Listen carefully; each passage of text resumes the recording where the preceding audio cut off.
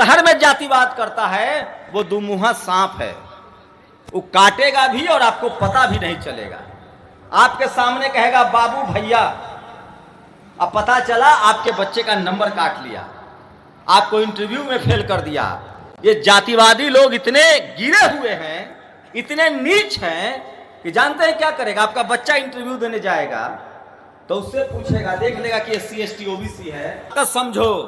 और अगर आप लोग घर बैठे रह गए, अपनी अपनी पोटली लेकर बैठे रह गए कि हमारा क्या जा रहा है, हम तो ठीक हैं, जाके पूछिए इस देश के दलितों से, पिछड़ों से, किसानों से और अब अल्पसंख्यक समाज से। और आप लोगों की जिम्मेदारी है, बाबा साहेब की कोई भी एक किताब खुद भी पढ़िए और अपने समाज में भी लोगों को पहुंचाइए। आप लोग अगर बाबा साहेब को मानते हैं, इतने भी लोग जो यहाँ आज हैं और जो लाखों करोड़ों लोग सुनेंगे, मैं उनसे अपील करता हूं, आप सोचिए, अगर ये संविधान न होता, बाबा साहेब न होते, तो हम न होते, हमारे जैसे करोड़ों लोग न होते। उन्होंने अपने बच्चों की कुर्बानी दी। क्या हमारी कोई जिम्मेदारी नहीं है? खा लिए सो लिए? बोल नहीं रहा हूं मैं, एक अच्छी खासी नौकरी छोड़ के सोशल मीडिया के जरिए देश दुनिया में घूम घूम के बात बता रहा हूं कि हमारी सबसे बड़ी संपत्ति वोट है और संविधान है।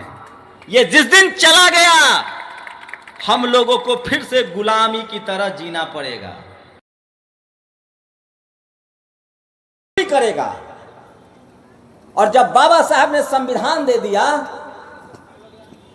और कहा कि नहीं, सब पढ़ेगा लिखेगा, सब SP DM कलेक्टर CM बनेगा, सब CM PM बनेगा, तब इन लोगों ने आज के दिन में स्कूल कॉलेज के रास्ते बंद कर दिए। आप जान लीजिए कि बहुत बड़ी साजिश हो रही है।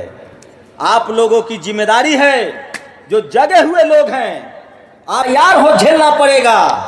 लेकिन अगर आप चाहते हैं कि आप आगे बढ़े, आपका समाज आगे बढ़े, तो कम से कम रोज 2 घंटा पैदल चलिए। अपने अपने गांव में, परिवार में, टोला में, पड़ोस में जा जा के लोगों को समझाइए कि क्या चल रहा है देश में। संविधान बदलने की तैयारी हो रही है। हमारे वोट को मशीनों से बदला जा रहा है।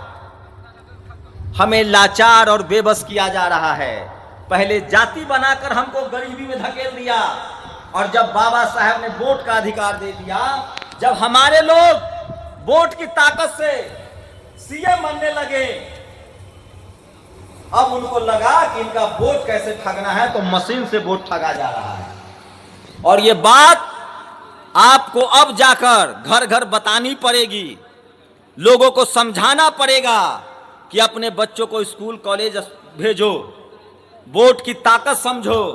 और अगर आप लोग घर बैठे रह गए, अपनी अपनी पोटली लेकर बैठे रह गए कि हमारा क्या जा रहा है, हम तो ठीक हैं, जाके पूछिए इस देश के दलितों से, पिछड़ों से, किसानों से और अब अल्पसंख्यक समाज से, जो नौकरी में हैं, जो SP DM हैं, बन गए हैं कुछ लोग, उनकी क्या दुर्गति है।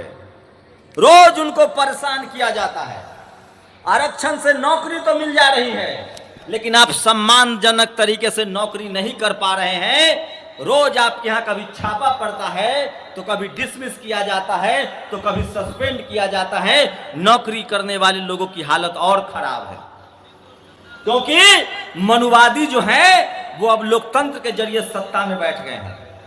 चपरासी से लेकर चीफ जस्टिस तक ऐसे लोग बैठे हुए हैं जिनके दिमाग में मनुवाद है।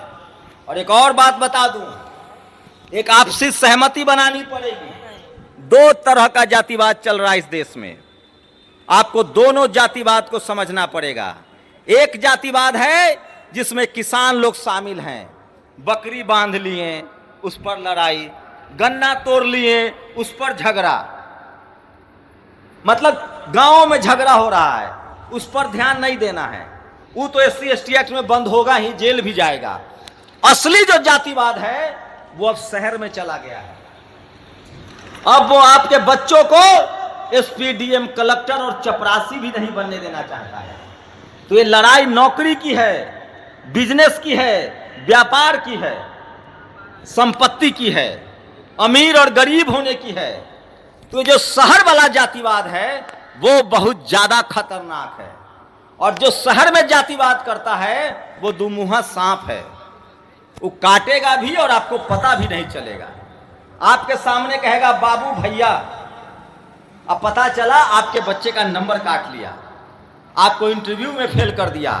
ये जातिवादी लोग इतने गिरे हुए हैं, इतने नीच हैं कि जानते हैं क्या करेगा। आपका बच्चा इंटरव्यू देने जाएगा तो उससे पूछेगा, देख लेगा कि SC ST OBC है, तो उससे पूछेगा कि बताओ चेकोस्लोवाकिया का राष्ट्रपति का नाम क्या है। बच्चा नहीं जानता है।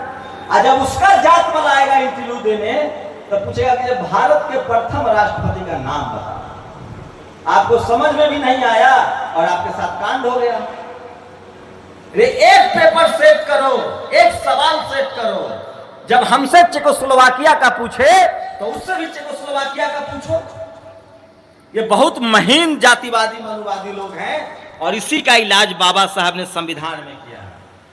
और आप लोगों की जिम्मेदारी है, बाबा साहब की कोई भी एक किताब खुद भी पढ़िए और अपने समाज में भी लोगों को पहुंचाइए।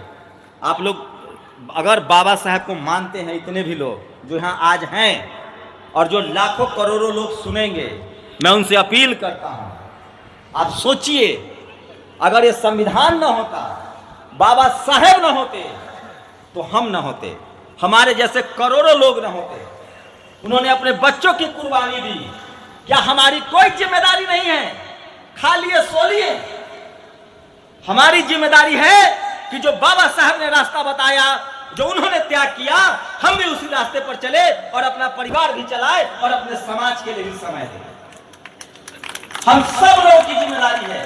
हम पैसा नहीं दे सकते हैं, हम डॉक्टर है तो इलाज करें, अमीर है तो उनके बच्चों के लिए किताब कॉपी खरीदें। आप जान लीजिए, कुछ भी लेके नहीं जाइएगा, सबको यही मर जाना है, सब धरा का धरा रह जाएगा। आपको अमर होना है बाबा साहब की तरह, तो कुछ ऐसा काम कर जाइए कि दुनिया आपको याद रखे। हम परिवार छोड़ने के लिए नहीं कह रहे हैं। हम लोग सिक्कर देखे हैं, सिक्कर में सब जुड़ा रहता है तो ताकतवर रहता है। हम लोगों के पास संपत्ति नहीं है, खेत नहीं है, व्यापार नहीं है, एक संविधान है और एक वोट की ताकत है। हम लोगों का पहला अधिकार है, धर्म कर्तव्य है कि वोट की ताकत को लोगों को समझाएं, घर घर जाएं, जागरूक करें, और जो पीछे छूट रहा है उसका हाथ थामें। यही बाबा साहब को असली श्रद्धांजलि होगी। उनकी जयंती पर सबसे बड़ा उनके लिए हम लोग जो अगर नमन करते हैं तो, और वो काम मैं कर रहा हूं, मैं सुखले बोल नहीं रहा हूं। मैं एक अच्छी खासी नौकरी छोड़ के सोशल मीडिया के जरिए देश दुनिया में घूम घूम के ये बात बता रहा हूं कि हमारी सबसे बड़ी संपत्ति वोट है और संविधान है। ये जिस दिन चला गया, हम लोगों को फिर से गुलामी की तरह जीना पड़ेगा। वोट का अधिकार गया और हम खत्म। अब हम जमीन नहीं खरीद सकते हैं, शहर में इतनी महंगाई हो गई, SP DM बन के भी जमीन नहीं खरीदिएगा। इसलिए वोट की ताकत से ऐसी सरकार बनानी है, ऐसे लोगों को सत्ता में लाना है जो चुनाव में भले हमको पैसा ना दे। जो आदमी चुनाव में आप पर खर्चा कर रहा है वो चुनाव के बाद आपको लूटेगा।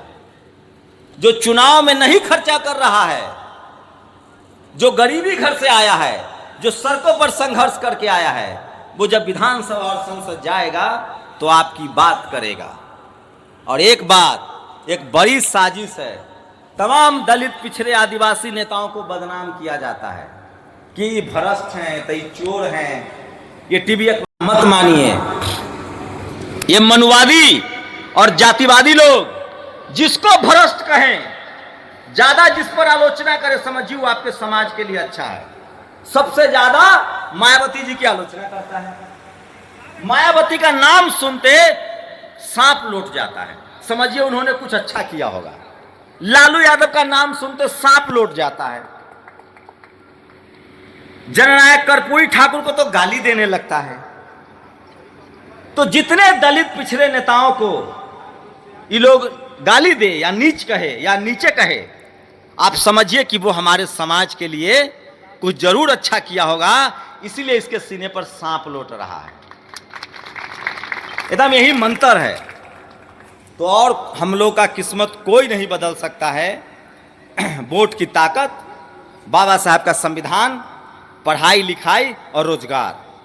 अगर एक पीढ़ी आपके घर में कोई नौकरी वाला है और थोड़ा भी आपके पास रहने के लिए घर है और संसाधन है, और 2 भाई 3 भाई हैं, चाहे अकेले हैं, तो एक काम और कीजिए, बिजनेस में हाथ डालिए, कंपनी बनाना सीखिए, बैंकों में आना जाना सीखिए।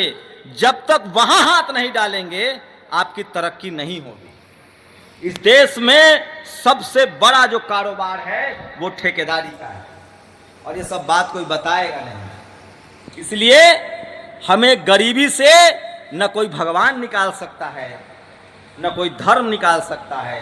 वो हमारी आस्था है, आप जिसकी पूजा उपासना करें।